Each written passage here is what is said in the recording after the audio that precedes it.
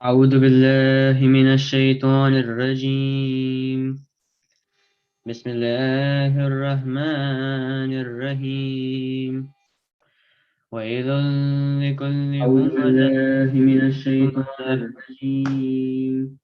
الذي جمع مالا وعدده يحسب أن ماله أخلده كلا لينبذن في الحطمة وما أدراك ما الحطمة نار الله الموقدة التي تطلع على الأفئدة إنها عليهم مؤصدة في أمد ممددة صدق الله العلي العظيم.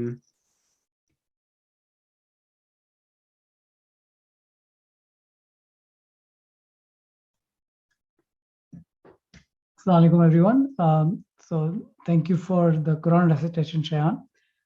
Next up with reciting Dua Kumail will be Abbas Raza Asif.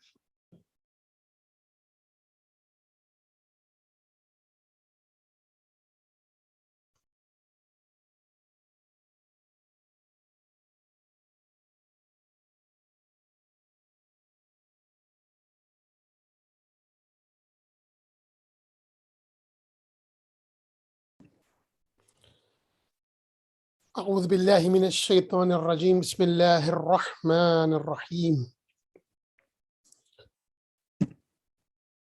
اللهم إني أسألك برحمتك التي وسعت كل شيء وبقوتك التي قهرت بها كل شيء وخضع لها كل شيء وذل لها كل شيء وبجبروتك التي غلبت بها كل شيء وبعزتك التي لا يقوم لها شيء وبعظمتك التي ملأت كل شيء وبسلطانك الذي على كل شيء وبوجهك الباقي بعد فناء كل شيء وبأسمائك التي ملأت أركان كل شيء وبعلمك الذي أحاط بكل شيء وبنور وجهك الذي أضاء له كل شيء يا نور يا قدوس يا أول الأولين ويا آخر الآخرين اللهم اغفر لي الذنوب التي تهتك العصم اللهم اغفر لي الذنوب التي تنزل النقم اللهم اغفر لي الذنوب التي تغير النعم اللهم اغفر لي الذنوب التي تحبس الدعاء اللهم اغفر لي الذنوب التي تقطع الرجاء اللهم اغفر لي الذنوب التي تنزل البلاء اللهم اغفر لي كل ذنب أذنبته وكل خطيئة أخطأتها اللهم إني أتقرب إليك بذكرك وأستشفع بك إلى نفسك وأسألك بجودك أن تدنيني من قربك وأن توزعني شكرك وأن تلهمني ذكرك اللهم إني أسألك سؤال خادع متذلل خاشع أن تسامحني وترحمني وتجعلني بقسمك راضيا قانعا وفي جميع الأحوال متوادعا اللهم وأسألك سؤال من اشتدت فاقته وأنزل بك عند الشدائد حاجته وعظم فيما عندك رغبته اللهم عظم سلطانك وعلى مكانك وخفي مكرك وظهر أمرك وغلب قهرك وجرت قدرتك ولا يمكن الفرار من حكومتك اللهم لا أجد للذنوب غافرا ولا لقبائح ساترا ولا لشيء من عملي القبيح بالحسن مبدلا غيرك لا إله إلا أنت سبحانك وبحمدك ظلمت نفسي وتجرأت بجهلي وسكنت إلى قديم ذكرك لي ومنك علي. اللهم مولاي كم من قبيح سترته وكم من فادح من البلاء أقلته وكم من عثار وقيته وكم من مكروه دفعته وكم من ثناء جميل لست أهلا له نشرته. اللهم عظم بلائي وأفرط بي سوء حالي وقصرت بي أعمالي وقعدت بي أغلالي وحبسني عن نفقي بعد آمالي وخدعتني الدنيا بغرورها ونفسي بخيانتها ومطالي. يا سيدي فأسألك بعزتك أن لا يحجب عنك دعائي سوء عملي وفعالي ولا تفضحني بخفي ما اطلعت عليه من سري ولا تعاجلني بالعقوبة على ما عملته في خلواتي من سوء فعلي وإساءتي ودوام تفريطي وجهالتي وكثرة شهواتي وقفلتي. وكن اللهم بعزتك لي في كل الأحوال رؤوفا وعلي في جميع الأمور عطوفا. إلهي وربي من لي غيرك أسأله كشف ضري والنبر في أمري. إلهي ومولاي أجريت علي حكما اتبعت فيه هوى نفسي ولم أحترس فيه من تزيين عدوي فغرني بما أهوى وأسعده على ذلك القضاء فتجاوزت بما جرى علي من ذلك بعد حدودك وخالفت بعد أوامرك فلك الحجة علي في جميع ذلك ولا حجة لي فيما جرى علي فيه قضاؤك وألزمني حكمك وبلاؤك. وقد أتيتك يا إلهي بعد تقصيري وإسرافي على نفسي معتذرا نادما منكسرا مستقيلا مستغفرا منيبا مقرا مذعنا معترفا لا أجد مفرا مما كان مني ولا مفزعا أتوجه إليه في أمري غير قبولك عذري وإدخالك إياي في سعة من رحمتك. اللهم فاقبل عذري وارحم شدة ضري وفكني من شد وثاقي. يا رب ارحم ضعف بدني ورقة جلدي ودقة عظمي. يا من بدأ خلقي وذكري وتربيتي وبري وتغذيتي هبني لابتداء كرمك وسالف برك بي.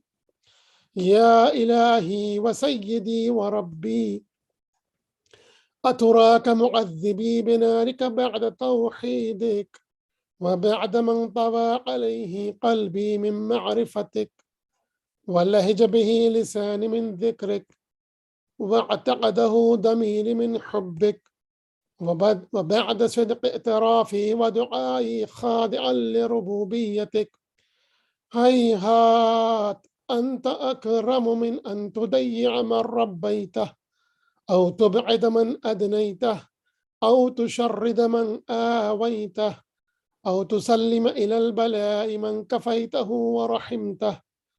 وليت شعري يا سيدي وإلهي ومولاي أتسلط النار على وجوه خرت لعظمتك الساجدة وعلى ألسن نطقت بتوحيدك الصادقة وبشكرك مادحة وعلى قلوب اعترفت بإلهيتك محققة وعلى ضمائر حوت من العلم بك حتى صارت خاشعة وعلى جوارح سعت إلى أوطان تعبدك طائعة، وأشارت باستغفارك مذعنة.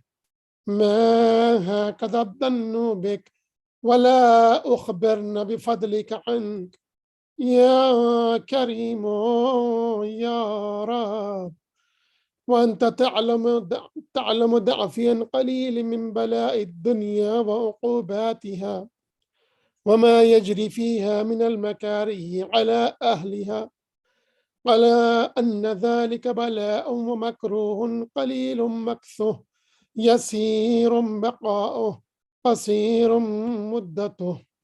فكيف احتمال لبلاء الآخرة وجليل وقوع المكاره فيها، وهو بلاء تطول مدته ويدوم مقامه ولا يخفف عن أهله، لأنه لا يكون إلا عن غضبك وانتقامك وسخطك، وهذا ما لا تقوم له السماوات والأرض.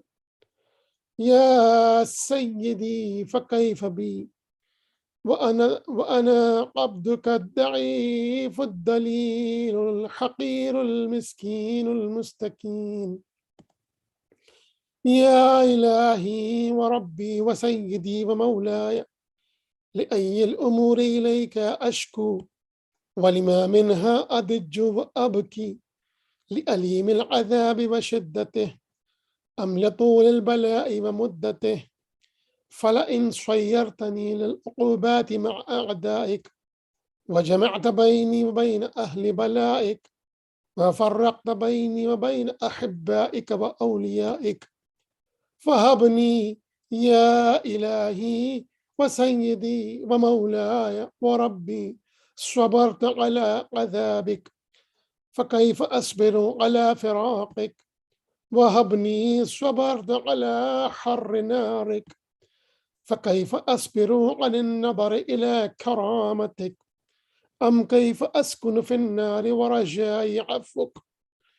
فبعزتك يا سيدي ومولاي أقسم صادقا، لئن تركتني ناطقا لأضجن إليك بين أهلها ضجيج الآملين، ولأصرخن إليك صراخ المستصرخين، ولأبكين عليك بكاء الفاقدين، ولأنادينك أين كنت يا ولي المؤمنين، يا غاية آمال العارفين، يا غياث المستغيثين، يا حبيب قلوب الصادقين، ويا إله العالمين.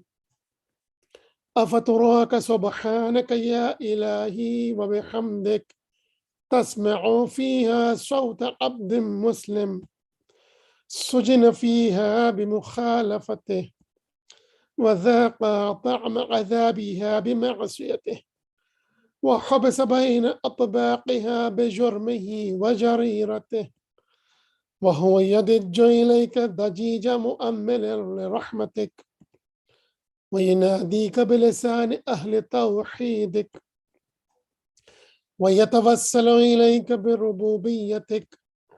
يا مولاي فكيف يبقى في العذاب وهو يرجو ما سلف من حلمك؟ أم كيف تؤلمه النار وهو يأمل فضلك ورحمتك؟ أم كيف يحرقه لهيبها وأنت تسمع صوته وترى مكانه؟ أم كيف يشتمل عليه زفيرها وأنت تعلم ضعفه؟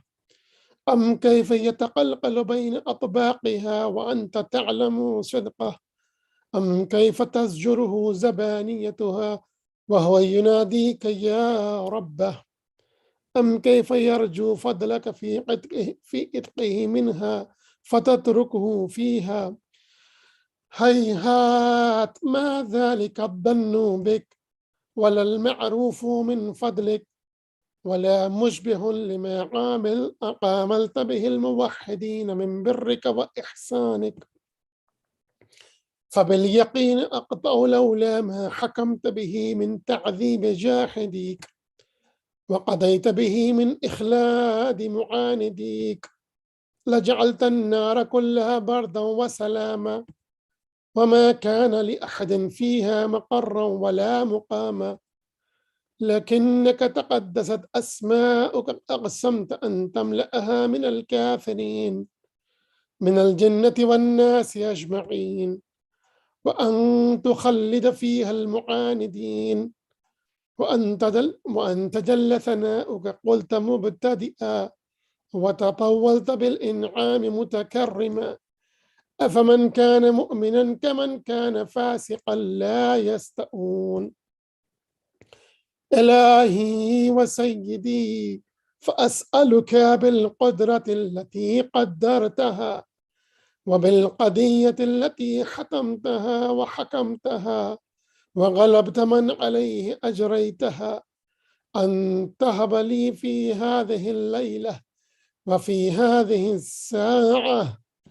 كل جرم أجرمته وكل ذنب أذنبته وكل قبيح أسررته وكل جهل عملته كتمته أو أعلنته أخفيته أو أظهرته وكل سيئة أمرت بإثباتها الكرام الكاتبين الذين وكلتهم بحفظ ما يكون مني وجعلتهم شهودا علي مع جوارحي وكنت أنت الرقيب علي من ورائهم والشاهد لما خفي عنهم وبرحمتك أخفيته وبفضلك سترته وأن توفر حظي من كل خير تنزله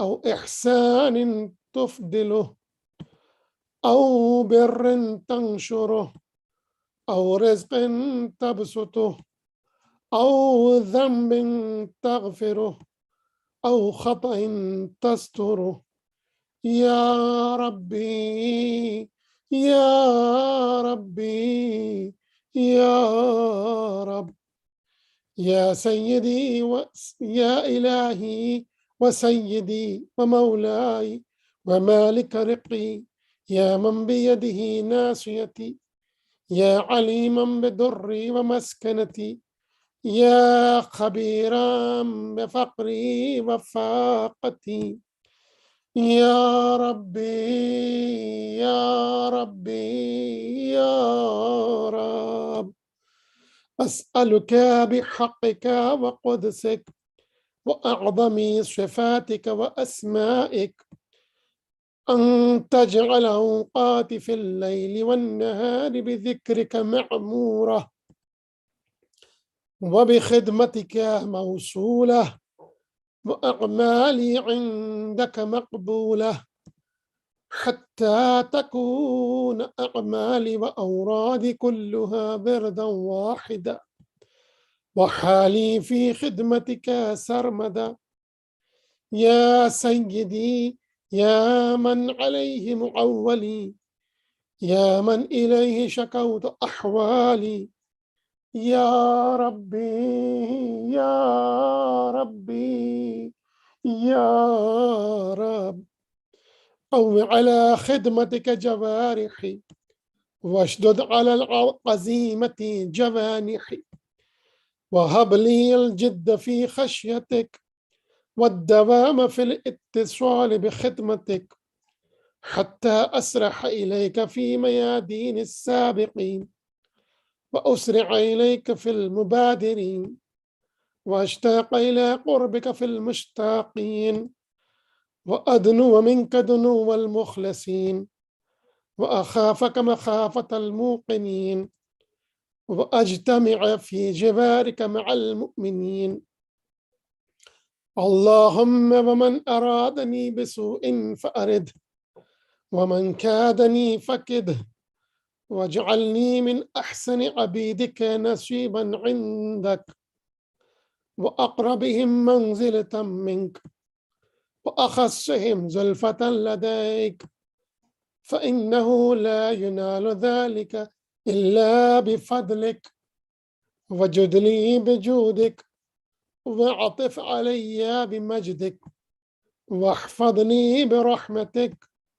واجعل لساني بذكرك لهجا وقلبي بحبك متيما ومن علي بحسن إجابتك وقلني أثرتي واغفر زلتي فإنك قضيت على عبادك بعبادتك وأمرتهم بدعائك وضمنت لهم الإجابة فإليك يا ربي نصبت وجهي وإليك يا ربي مددت يدي فبعزتك استجب لي دعائي وبلغني منايا ولا تقطع من فضلك رجائي واكفني شر الجن والإنس من أعدائي يا سريع الرضا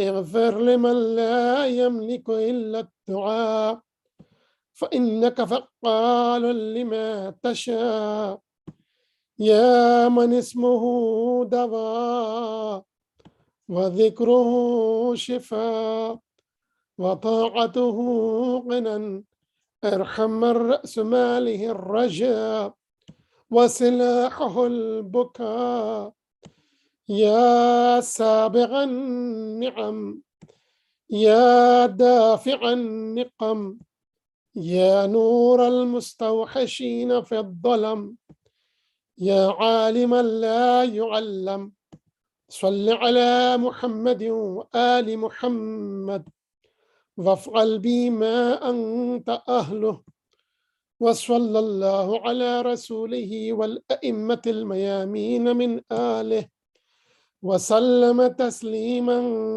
كثيرا اللهم صل على محمد وآل محمد.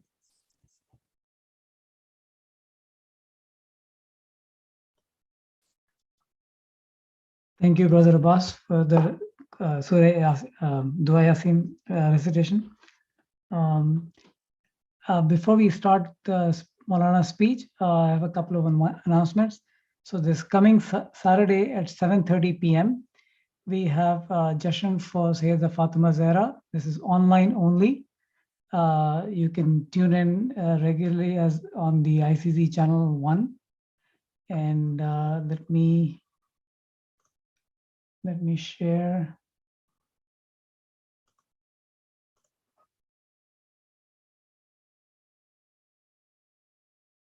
So this will be sent out on the ICZ channel updates, and please try to attend. And I'd like to request Surah Fatiha for Tamam Mu'mineen Mu'minat, especially your own marhumin, and also marhumin who have nobody to recite Fatiha for. Bismillahir Rahmanir Rahim.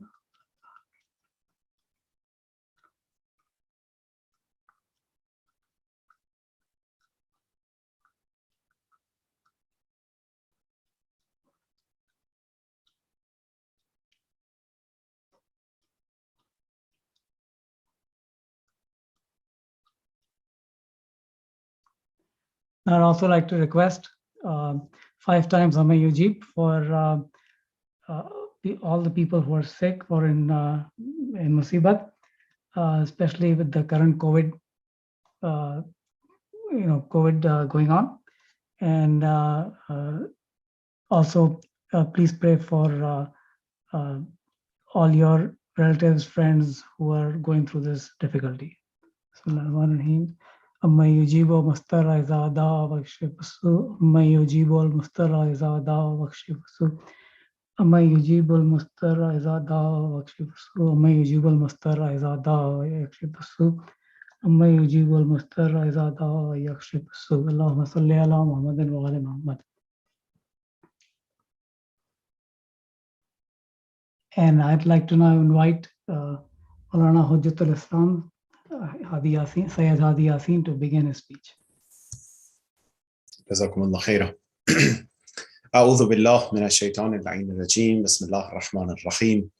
الحمد لله والصلاة والسلام على سيدنا ونبينا حبيب قلوبنا وطبيب نفوسنا وشفيع ذنوبنا أبي القاسم المصطفى محمد.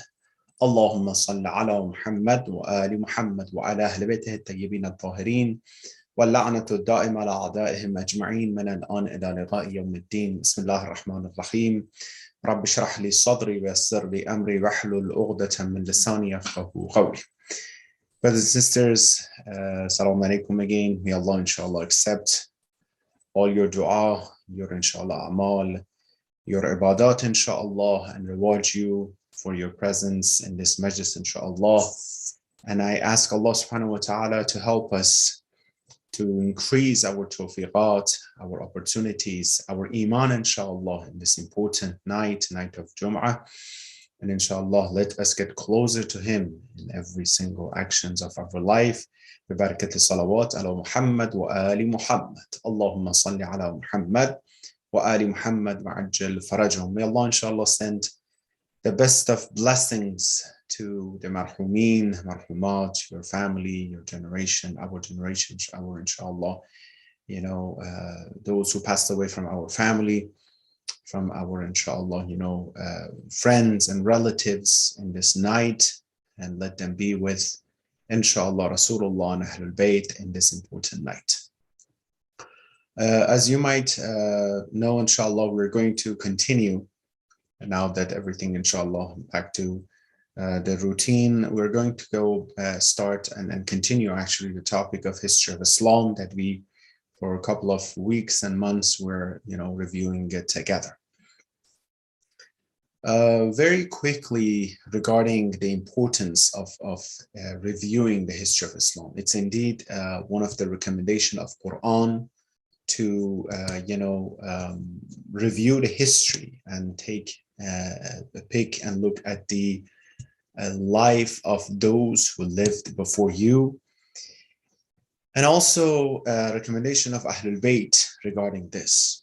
First, I would like to recite this ayah of Quran, Surah Yusuf, ayah 109. Allah subhanahu wa ta'ala in this ayah, part of this ayah says that, Bismillah ar-Rahman ar-Rahim, أَفَلَمْ يَسِيرُوا فِي الْأَرْضِ فَيَنْظُرُوا كَيْفَ كَانَ عَاقِبَةُ الَّذِينَ مِنْ قَبْلِهِمْ. Then they go traveled around the world to look at the consequences of the life of those people who were living before them. Many ayat of Quran, if you pay attention, Allah subhanahu wa ta'ala is telling Rasulullah, telling mu'mineen to pay attention to people who were living before. Those ayat who Allah subhanahu wa ta'ala are talking about, hey, look at the story of Nuh, look at the story of Ibrahim, look at what happened to Qawm Nuh, Lut, Qawm Nuh, Qawm Hud. All these people that Allah subhanahu wa ta'ala keeps referring Rasulullah and mu'mineen to look back, look at the history and see what happened in the history. If history was gone, nothing to do with us, why Allah subhanahu wa ta'ala keep referring us to the history in his book, the most important, guidance for us. So ayat of Quran are full of this, looking in the history, and inshallah maybe another time we'll go more detail of this ayat, meaning that it is important for us to look at the history. Not just look at the history for the sake of history, no, to look, analyzing it, analytical history, and learn from it. That's what is important, right? The other, we have a lot in the traditions of Ahlul Bayt. Indeed, I would refer to, before I start inshallah the topic, the khutbah, the letter 31st of Nahjul Balagha. It's the letter of Imam Ali alayhi salatu wasalam to his son Imam Hassan alayhi salatu wasalam. Very important letter. I'm asking Allah give me opportunity inshallah so we can review this letter, do the description and the sharh, and inshallah go through this letter together. Very crucial, very important. That a father is recommending, is talking to his son in that letter. Imam, in that part of this letter, he's talking to Imam Hassan, he's saying that, Bismillah ar-Rahman ar-Rahim, أي بني إني وإن لم أكن عمرت عمر من كان قبلي فقد نظرت في أعمالهم وفكرت في أخبارهم وسرت في آثارهم. He's saying, oh my dear son, oh Bunayya, oh my dear son, although I did not live as long as people who were living before me, they might have lived longer than me, more experienced people than me. However, I look at their lives, I thought about them, I ponder upon the life of those people who are living with before me, and they lived longer than me. وسرت في آثارهم حتى عدت كأحدهم. I thought a lot about them until I consider myself one of them. Now, because I thought a lot about them, I reviewed the history of them, it looks like I became one of them. But, and also because I look at the beginning, the end, it looks like I live with the first one and the last one in the history of those people, and I learned from them. Meaning that you need to pay attention, you need to learn from those people who lived before you. And many traditions are saying, if you are wondering what's going to happen, the new thing is going to happen, those things that you're not sure about, look at those things that happened before. Imam is saying that the world affairs keep repeating the same. It's the same thing. Maybe the topics change, but the style is the same thing. That's why we're picking the history of Islam to look at it. And many other benefits, such as we as Muslims, we have to understand what happened in the history of Islam. Who are we following? What is going on? What happened in the history of Islam, right? We're learning and following things that were from the past, and many other, traditions, many other recommendations that it is important for us, inshallah, to pay attention to all of them. So, as you know, we reviewed a lot of the topic of, history of Islam, and we got to, the third, year after Hijrah, after immigration. Rasulullah is in Medina, and all the scenario or situation that happened there. We talk about the Battle of Uhud, if you remember the last time, which was one of the most important battles that happened in Islam. Very quickly, what happened was that at the beginning, the Muslims were, winning the battle, and then because of those people who left their position on the hill that Rasulullah told them to stay there, they were defeated. So we talk about it, but the effect of that apparently, situation that happened and consequence of the defeat stayed with the Ummah of Islam and in the peninsula. So after that, many of these little tribes, they became a little bit more encouraged that now that Muslims were defeated, so it is possible. They were encouraged to attack more. They started, plotting against Muslims, attacking Muslims, bothering Muslims. Around the 3rd of Hijri, towards the end of Hijri, after the Battle of Uhud, and that became bothersome, for Muslims back and forth. They were, causing issue for Muslims. And although Rasulullah, Muhammad sallallahu alaihi wasallam, Allahumma salli ala Muhammad wa Muhammad, he took care of every single one, internal, external. Even internally, there were hypocrites in Medina. They were bothering Rasulullah, Muslims. They were causing issues and troubles, plotting with the mushrikeen to find an opportunity to destroy Islam. So imagine what happened. When I talk about this battles, issues, think about this Islam that you have right now. You call yourself Muslim, alhamdulillah. This Quran that you have in front of you, this Salah that you have, how it came to you. What was that path that now today you call yourself Muslim? And now the responsibility of Islam is on your shoulder and the shoulder of your children and our children. So those people before us, from the beginning of Islam, how many times, how much they were tortured, Rasulullah revealed themselves and the companion, what happened to them, with what condition they took Islam. They kept Islam alive and intact and healthy, and they gave it to us. And therefore now we are in that piece of history.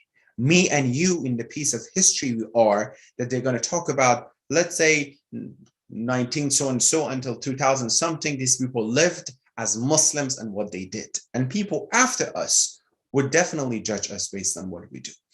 So they caused a lot of troubles and issues. One of the most tragic and saddest issue that happened during that time was that there are two events that happened. One was the Bi'r Ma'una, the well Ma'una, that around that, some of these tribes that were coming to Rasulullah, they were asking, we're really into Islam. We want to know more about this. Please send some of the scholars, some of those people who are more aware of the Islam to us, muballiqeen, so they will guide us, our tribes, lying to Islam to Rasulullah, but he has to act upon what they're requesting.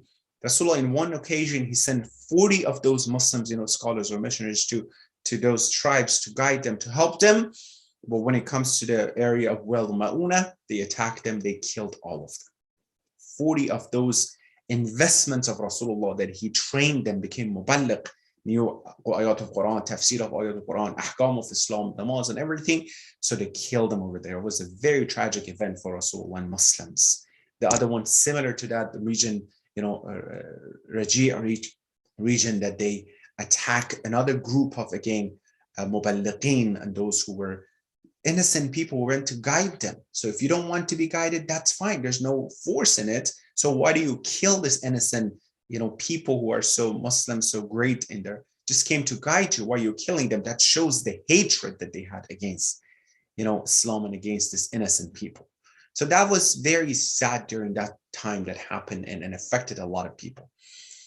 Among the, the event of the 4th of Hijri that I would like to add here, which is very important, is the topic of, when behind any of these issues, that somewhere were the Jews of Medina, the Jews other places, they were causing troubles, problem, conspiracy, plot against Rasulullah, against Muslims, right?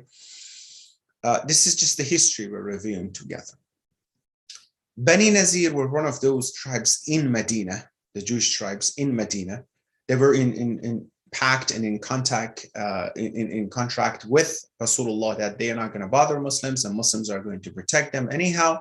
But they started, planning conspiracy issue against Rasulullah, bothering. In one occasion, Rasulullah went to visit them. They wanted to kill Rasulullah while he was visiting their, area. And he realized Rasulullah, and the angel of Wahy, Jibreel, came to Rasulullah. He told him what's their plan, their ill intention is. Rasulullah came back to Medina, so Rasulullah had to take care of them. He can't let the issue inside the house within inside destroy the Islam, right? This is not wise for a leader to let that happen. When you see something is happening within inside, you need to take care of it. You need to either by at the beginning, sometimes some warning and stuff like that, and sometimes you need to take care of it. Imagine if someone comes to our centers, we have the program, we have everything. At the beginning, causing some issues, troubles, not letting people listen. 1 or 2 times, someone will go, please, ask them, please be quiet, respect others, so on and so forth. If they're not listening, finally, we need to take them out. Respectfully, or however, call the security to take them out. Hey, you're destroying, you're disrespecting, whatever it is, right?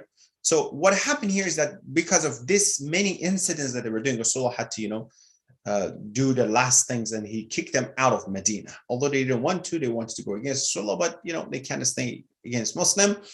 They left Medina they left everything and the houses, but they took everything with themselves. They said, okay, we're going to leave without a war, but we're going to take all our wealth. Rasulullah, okay, just leave with whatever you want. They were so stingy that the history is saying they even took the door of their houses and the rooms, and then they're destroying their houses so Muslim wouldn't have. Anyhow, but after that, they left. At least the source of conspiracy and plot is going out. And, Rasulullah, he distributed some of the farms that they left behind from them to Muhajirin, those who immigrated from Mecca to Medina. That was another thing that happened during these things that was important to know, because we need this. Bani Nazir later on, inshallah, is coming. We'll see.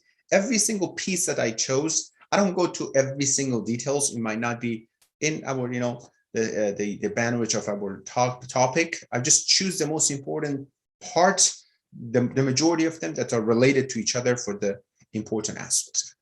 So the other thing was very important that happened in the 4th of Hijri was the hukm and the verdict of, making drinking alcoholic beverages, haram in Islam. It was very, very common for them at that time. And the Arab at that time, they were into few things: drinking, war, poetry, all these things were one of those things that they loved a lot. So drinking was part of their culture. was rooted in their culture, right? Imagine, for example, today they want to, God forbid, they come and say, no more biryani, no more kara masala, you can use it, right? So it's rooted in the culture. It's not it's easy to come, says, okay, from tomorrow, you don't use this spice anymore, that your entire life you used it. For example, just for making it more understandable, right? Don't use the spice anymore. At least it would be good for some people like myself, but it's very difficult. People might not follow that rule. Hey, what's the point? Why is this part of the, so it should be very thoughtful process that you want to bring a hook that it was not there, people are used to, right? So drinking was very important for them. After each event that they had, they were drinking back and forth. Like, imagine how it was very normal for them. So when Allah is going to bring the hukm that you're not supposed to do it, it should be very, very carefully thought. It happened in 4 different, time that Allah subhanahu wa ta'ala, step by step, He forbid and banned the drinking. The first ayah that they came was the ayah Nahl, Surah Nahl, ayah 67, Bismillah ar-Rahman ar-Rahim. وَمِن ثَمَرَاتِ النَّخِيلِ وَالْأَعْنَابِ تَتَّخِذُونَ مِنْهُ سَكَرًا وَرِزْقًا حَسَنًا إِنَّ فِي ذَلِكَ الْآيَةً لَقَوْمٍ يَعْقِلُونَ. First, from the fruits of date palms and grapes wine, you obtain intoxicants and good provision. Allah is putting these two in front of each other. Intoxicants and good provision.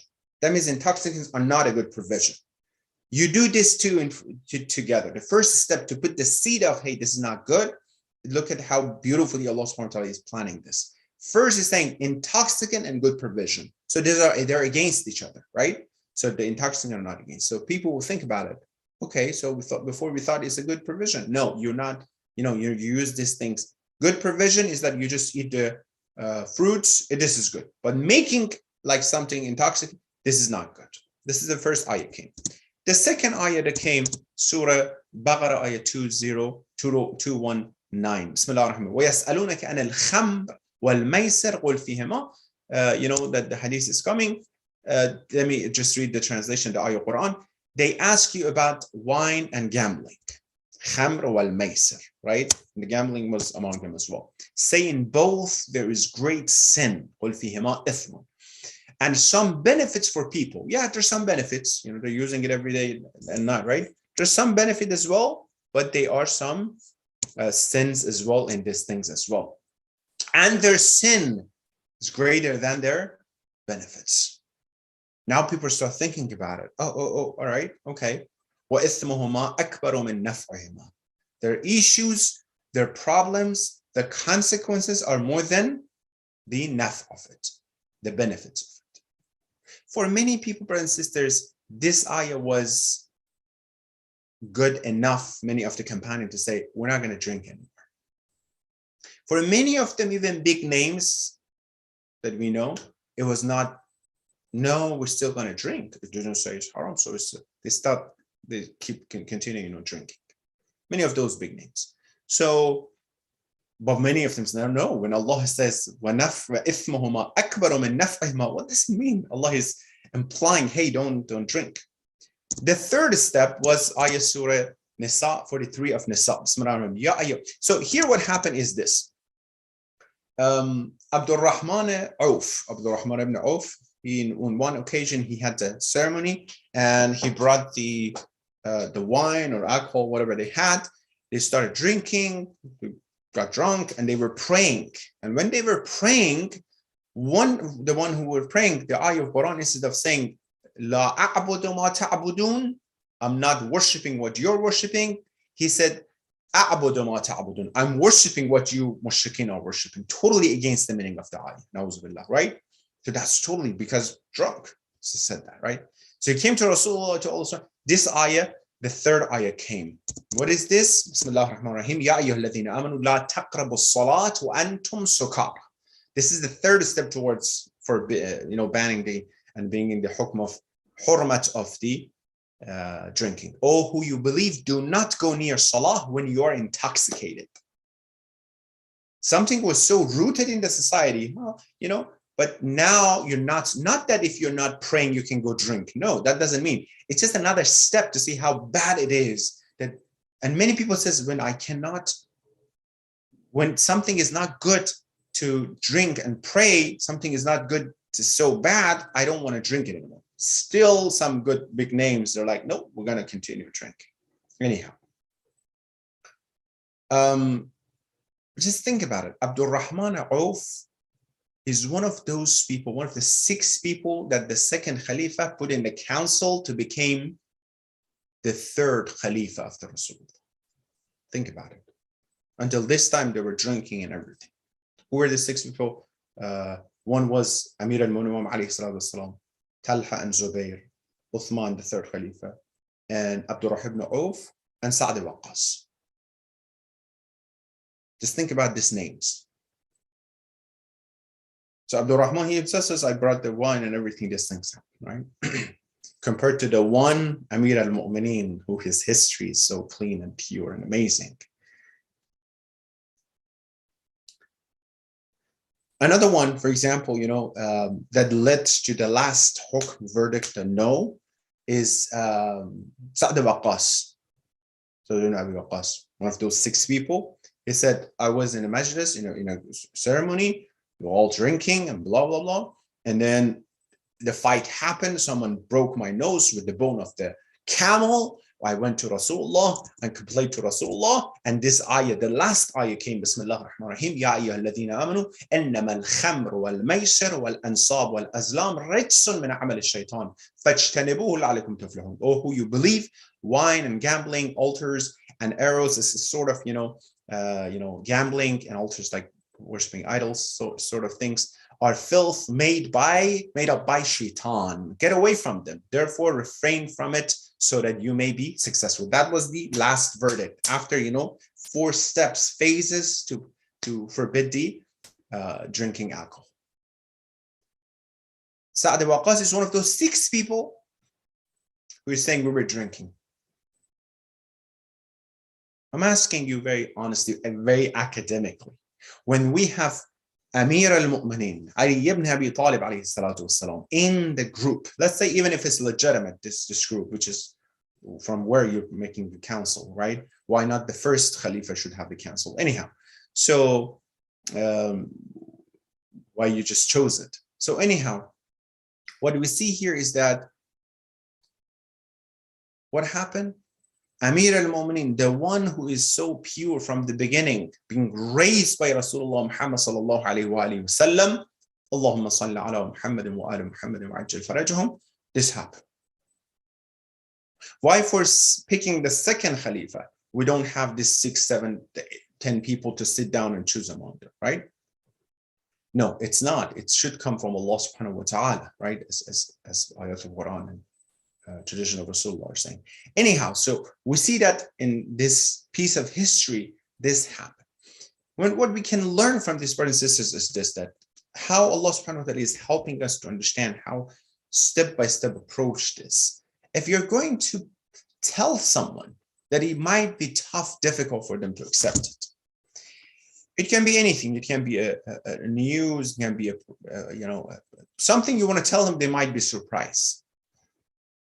You need to consider the status of your audience, the status of the person that you want to talk to. Consider that, then break it up into different, sections. Make sure how you want to say it. Make sure you chew it up and then say. Somehow make sure you think about the psychological aspects of it. This is nothing but psychological aspects of the people of Peninsula that Allah subhanahu wa ta'ala is going to say, hey, no more of this. If you want to talk to someone, if you want to prove your point, sometimes husband and wife, a father to the children, you want to say something and you want to prove your point. You want to say, I am right, that's it, you need to follow me, and that's it, because I'm a father, I'm a mother, I'm so-and-so, I'm the CEO of a company. You don't have to forcefully say it. Allah subhanahu wa ta'ala could say from the beginning, I am Allah, this is Rasulullah, from the beginning, Ya ayyuhalladhina amanu innama al-khamru wal-maysir wa so-and-so rijsun min amali ash-shaytan. From the beginning, haram, no matter what, even if it was part of your life or not haram. But Allah didn't do it. He didn't forcefully said that. No. Why do we want to sometimes force people to accept us? You go somewhere, for example, group of people, your family member, they have different ideas, politically, spiritually, I don't know, in any way. Sometimes you see family members getting into the fights to prove the point. No, brothers, you don't understand. You know, politically, over there is like this. Here's like, why are you getting into argument? People can have their own opinion. All right, bismillah, that's fine. It's your opinion, it's my opinion. Why do I want to prove? No.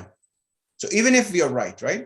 Allah is definitely right and always right, right? He's like bringing the different sections. So it is important, brothers and sisters, to keep that in mind.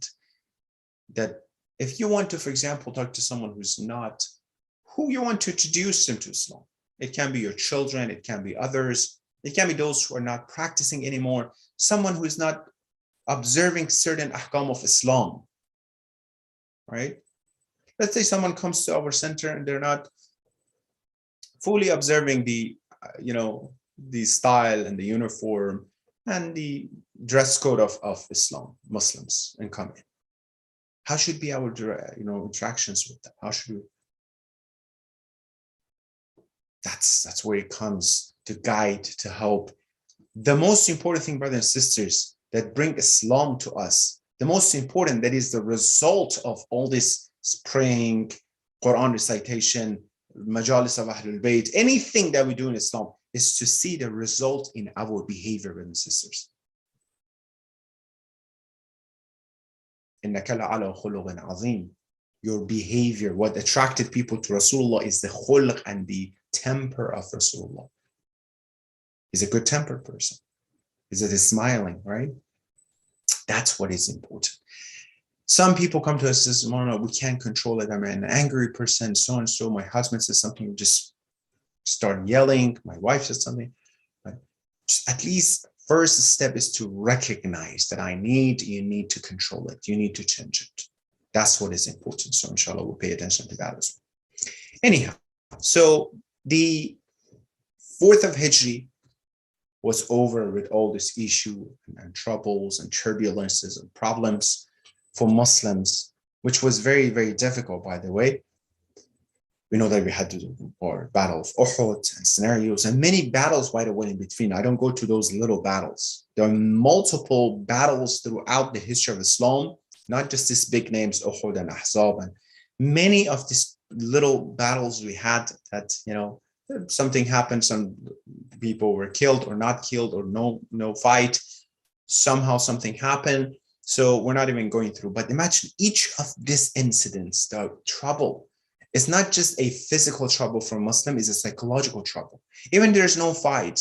There was another war actually happened, during the 3rd and 4th of many. One of them, for example, happened during this time. So imagine, so not only physically they have to get together, some of them they didn't, nothing happened, but the things is that not only physically they have to get together and go, but even psychologically. For example, he's saying Khuda Hafiz goodbye to his family, the soldier. They don't know if he's coming back or not, what's going to happen, what is the situation and the scenario. So that's psychological burden upon, the Muslims as well. That's another thing that we have to keep in mind. Anyhow, so the 3rd and 4th of Hijri was over. And in the next year that happened, it's one of the most important incidents and battles actually in the 5th of Hijri happened. And that was Battle of Ahzab. Again, when we talk about the battles, we'll pay attention to the details of the battles, what happened. We have to learn from those things, not only from the social perspective, but also from the individual aspects of our life as well. So Battle of Ahzab, remember the Jews of Bani Nazir? In a few slides before I talked about them, that they were kicked out of Medina. They had to leave because they were having conspiracy and plot against Rasulullah and Islam and Muslims. So the Jews of Bani Nazir, so they were just, always looking to hurt Muslims and Islam. They started, causing a new trouble.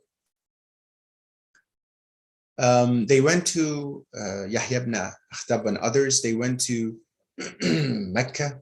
They started having a meeting with who? With Quraysh. Quraysh were already tired of fighting with Muslims, battles of Uhud, here and there, back and forth. They had issues, right? So they started, they went to Mecca, these people, the Jews, and they started talking to who? Talking to Quraysh, telling them, you know what? We have the same common enemy. Muhammad is our enemy. He kicked us out of Medina. Look what he's doing to you guys and to all these things. They start talking. And they said, you know what? We have 700 of, people in Medina. Bani Qurayza is the last tribe of Jews that are left in Medina. They said, we have them 700, all lies. We have 700 of them over there. They can help you, blah, blah, blah. And we're going to financially support. And anyhow, they started, talking and motivated Quraysh to go against Muslims. Quraysh accepted it. But when they accepted it, it's a piece of history, brothers and sisters. They asked the Jews that they came, we have a question. What's your question? It says, okay, so we know what you're saying, but you're a muwahid. You're worshiping one God. They were asking those Jews that they came. So you're worshiping one God, but we are, we don't believe in that. We're worshiping idols. So in beliefs, we're against each other. So our question to you is that, do you think our beliefs are better? Are we right in what we believe? Or Muhammad, or the history of, or the beliefs of Islam? How important question they're asking, right? Someone who has a little bit of iman, the answer is very clear, no matter what is the intention they have. No, you're worshiping idols, we're worshiping one God, and we're right. This is the teachings of all Abrahamic religions. You know what they said? They said, no, your religion, your beliefs are better than Islam. Do not change it. Look at the intention. Look at the path that they're choosing. You know what does it mean? That means they believe in proving their point, getting to the goal that they have, no matter what, even if they want to lie, they want to destroy, they want to kill, just get there. Some people still, they have this intention, brothers and sisters. Get to what you want, no matter what. Amir al-Mu'minin says, no, we're not going to do it. I'm not going to accept to be the third Khalifa by following no, I don't. I'll follow the Sunnah of Rasulullah and the Quran. We multiple times said that, right? Muslim ibn Aqil, he could assassin Ibn Marjana, right? He could assassin Ibn Ziyad in the house of Hani very easily. But he says, no, this is not good. This is conspiracy. This is not the sunnah of us Ahlul Bayt and Rasul. We're not going to do it. That's the chivalry that we see. It's left from them and after them, that we are so proud to see we're following these people. But look at them. You're Ahlul Kitab. You know that worshiping idols is not, no, let's do it. Make sure, brothers and sisters, in your life, the goal is important. The path to reach your goal are equally important. Never go against the Sunnah of Ahlul Bayt. Never go against Islam and Allah subhanahu wa ta'ala to get somewhere. Never go against lying, saying something, talking behind someone's back to prove your point. Unfortunately, many, many times, right now I have some cases, unfortunately, that the family members are talking bad about each other to other people, strangers, to prove their point. See, I'm right. I am right. My family members are so and so. What is the point? You are hurting yourself. Families are part of you. You know the point? Always choose a path. That the path is correct, the intention is correct. Oh, how do you want to make sure that it's correct? Measured by Allah subhanahu wa ta'ala's order. Is Allah satisfied? Anywhere in your life, you're just like, should I do it? Shouldn't I do it? Should I go there? Shouldn't I go there? Should I go to that party? Should I go to that wedding? Should I go there? Just think about it. If Imam Zaman is with you, would you go there with Imam Zaman or no? Would you do that in front of Imam Zaman or no? If you say, no, astaghfirullah, don't go to that party, I don't go to that wedding with Imam Zaman, that's it, it's wrong. It's wrong. It's very simple. Always do something that if you want to be on the right side, that is under the satisfaction of Imam al-Zaman of your time. That's it, period. And there is absolutely success and salvation in that. The path is important, the goal is important as well. And teach your children to be brave enough to say no if the path is not okay, even if the goal is fine. Hadaf, the goal, and wasila, what takes you there. Both are important. Sometimes it's tough. Sometimes it's very, embarrassing. Sometimes you have to say, sorry, I couldn't do it. But no, I should do it correctly and rightly. Nothing can justify it. Anyhow, but you see what they did. It says, no, your beliefs is better. Stay with your beliefs. This is a very, very dark part of the history of this, people, that how they talked. Some of the scholars of Jews and Jewish people, they talk now when they read the history, they were just like, there's no justification why they said that. We're so ashamed of what, for example, our ancestors or this group of Jews, they said that at that time to the idol worshippers that you are better than muwahhidin, that they believe in one God. It's a very, very embarrassing thing for us. They said that, it's very clear. No one can justify it. These were the enemies of Rasul. Anyhow, so an ayah Quran came, Surah Nisa 51, Bismillah ar-Rahman ar-Rahim. Alam tara alladhina utul nasiba. Have you not seen those who have been given a share from the book? Ahl al-Kitab.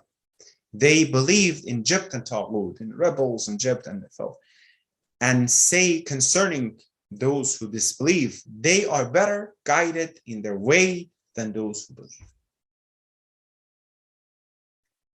It's very pity, right, to prove something. And they did, by the way.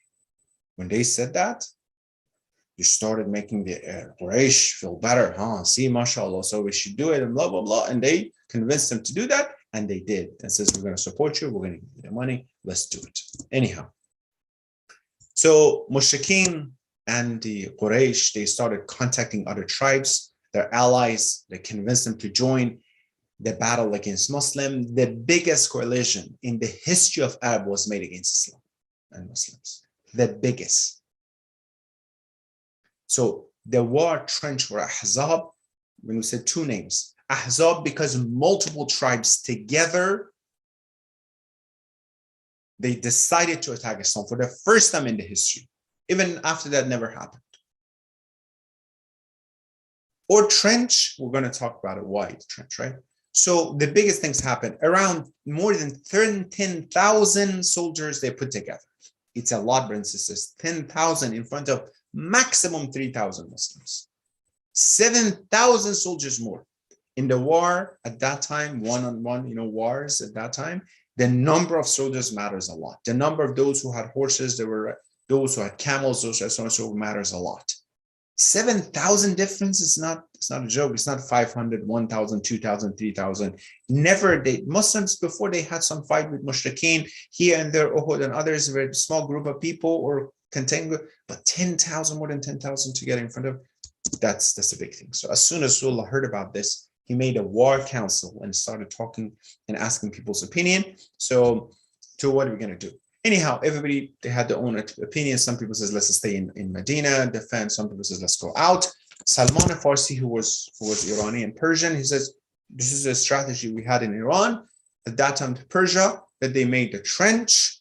This is a strategy of Persians. Let's do it. And everybody accepted. Rasulullah says, yes. He himself, Rasulullah, we're helping getting into this to, don't let, when they make the trench around Medina, specific those areas that, it was more vulnerable from the Medina, so they can attack.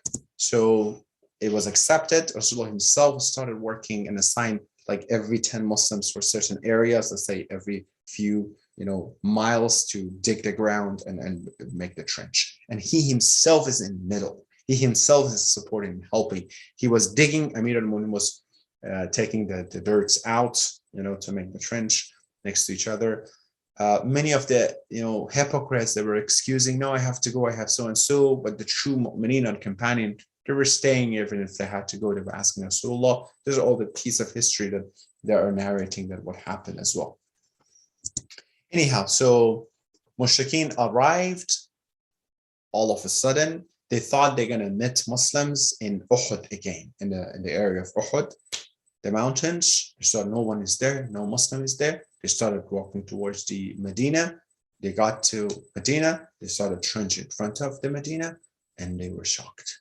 They were surprised. What is it? Arab doesn't have this strategy. It's from the Persian, and they realized this is a new strategy. And again, think what Rasulullah sallallahu alaihi wasallam, Allahumma salli ala Muhammad wa ala, how open he is to new ideas. He's not just like, in our culture, in our society, we don't do that. No, he's open to whatever is correct and whatever is beneficial from whatever it comes. This is how united, this is how having different community members from different background, nationality, culture is going to be beneficial. Imagine if Salman al-Farsi, physical aspects of it, Salman al-Farsi was not there. The opinion was not there. Or if the Arabs, Muslims were so prejudiced, brother, you don't talk, you're from there, you're so minority, you're just one Persian person among us, don't talk. So they couldn't win the game, the war at all. The reason that they could against 10,000 people say is that the opinion comes from one minority, very minority, one person, different than all of them. Arab and Ajam, right? It's not that two of them were there, just one Salman al-Farsi. But that's exactly what they needed to hear. And that iman that they had at that time is not about Arab, Ajam, Irani, Ghairi Irani, others. No, it's about all Muslims together. In our centers, the key to success is this: we're all equal. We all say it, but we need to practice it. We need to practice it. You come, you have the program, you have the salah, you do this something. We're all the same. In reality, we inshallah follow that. Then that's the key to success. Anyhow, they were surprised. I want to make it inshallah quick. They were surprised to see that the trench is around it. Then they were stuck behind the trench. They thought they're going to attack with 10,000 quickly within a few days, kill all the Muslims and everything, and capture, their family, their everything, their wife, and go Khuda Hafiz so quickly. For 1 month, they were behind the trench. They did not have enough, food with themselves. They did not have enough, sustenance themselves to take care of them. They didn't have enough supplies with them. And also because it was during the winter, the cold, it was against them. It was intolerable, right? For a whole month, imagine 30 days behind. They were away from their families, situation, cold, the wind, the storms come and all other things. So they were so tired. They don't know what to do. Anyhow, so I'll finish quickly. The Jews of the Bani Nazir, those who caused this trouble, they started realizing that time is against us. So Yahya ibn Akhtab, he went to Bani Qurayza. Who is Bani Qurayza? Inside Medina.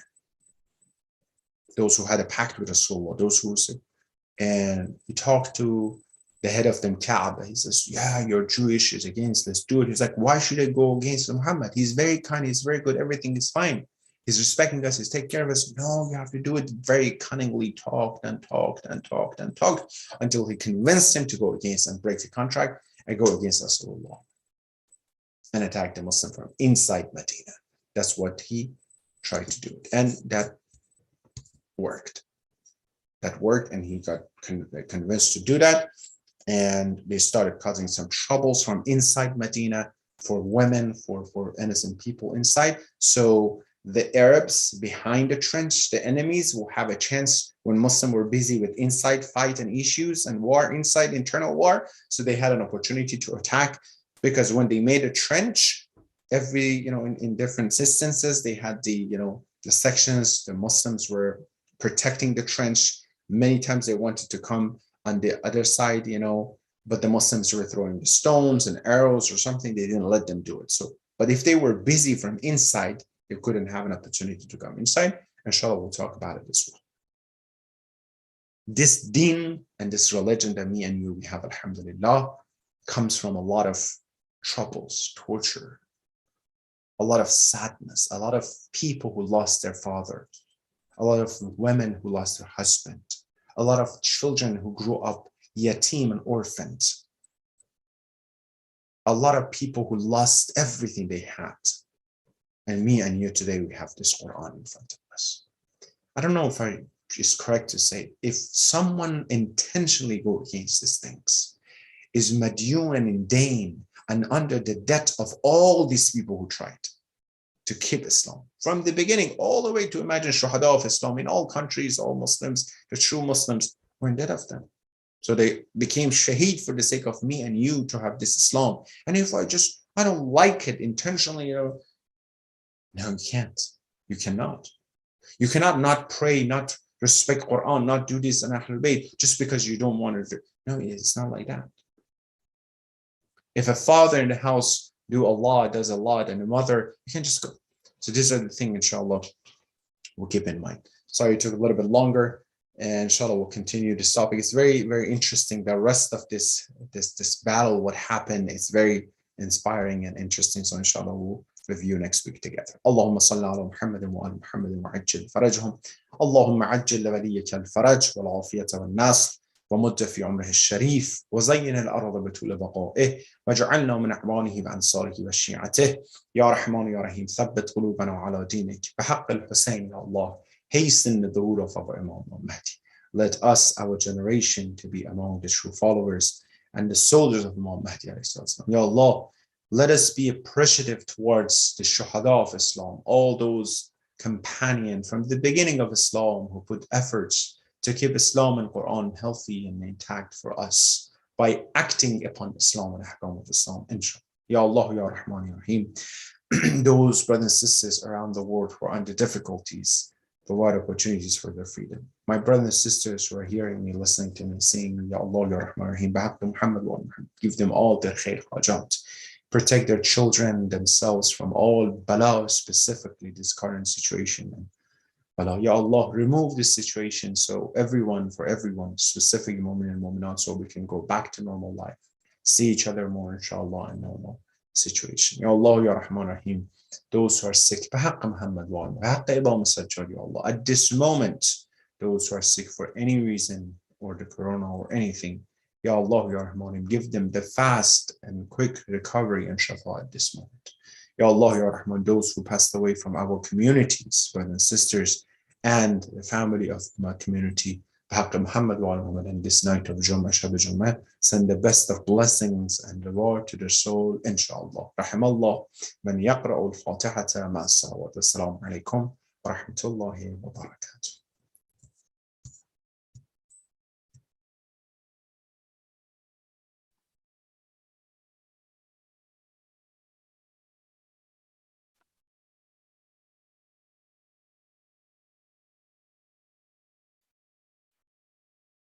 زيارة ورثة إن شاء الله. أعوذ بالله من الشيطان الرجيم. بسم الله الرحمن الرحيم. اللهم صل على محمد وآل محمد وعجل فرجهم. السلام عليك يا وارث آدم صفوة الله. السلام عليك يا وارث نوح نبي الله. السلام عليك يا وارث إبراهيم خليل الله.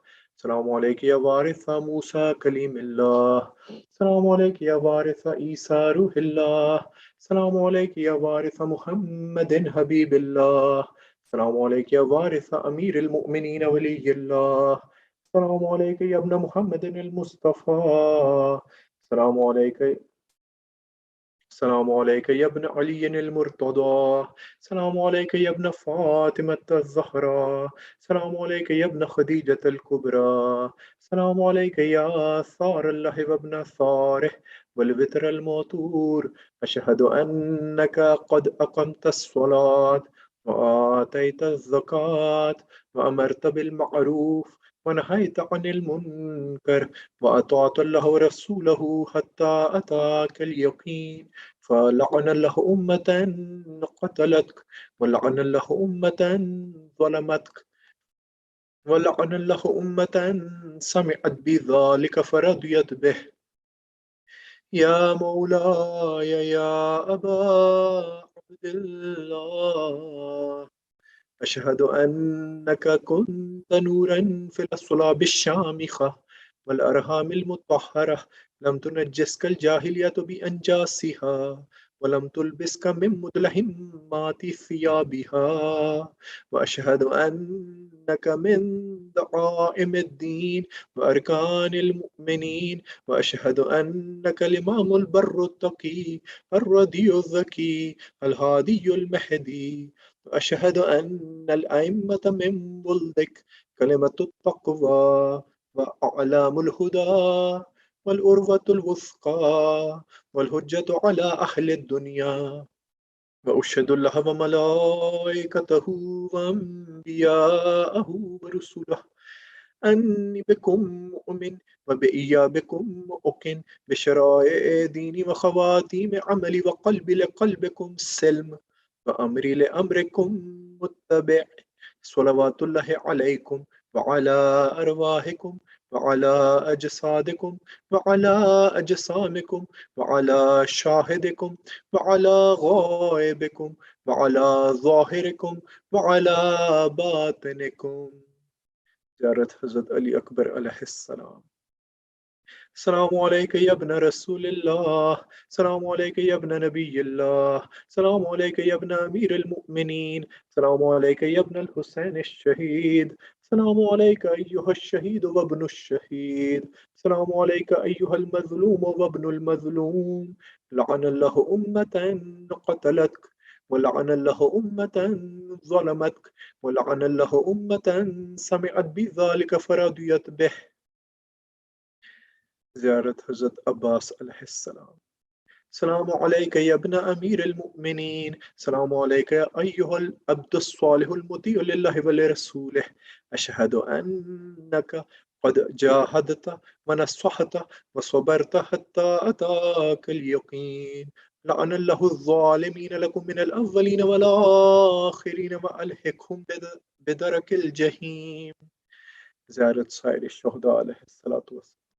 السلام عليكم يا أولياء الله وأحباءه، السلام عليكم يا أصفياء الله وأوداءه، السلام عليكم يا أنصار دين الله، السلام عليكم يا أنصار رسول الله، السلام عليكم يا أنصار أمير المؤمنين، السلام عليكم يا أنصار فاطمة سيدة نساء العالمين، السلام عليكم يا أنصار أبي محمد الحسن بن علي الولي الناصح.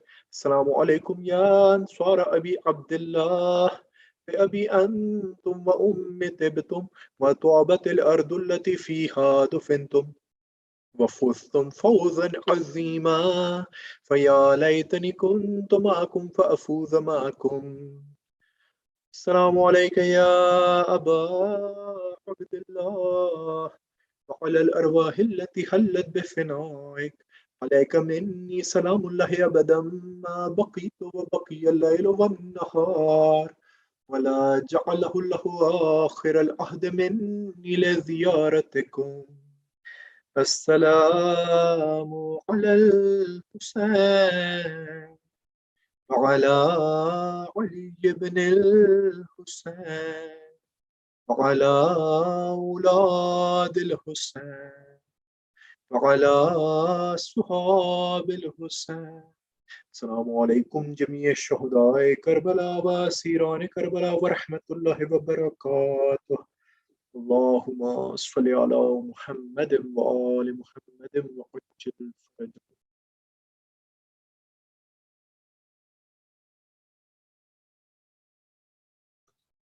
That concludes the program for today. Thank you very much.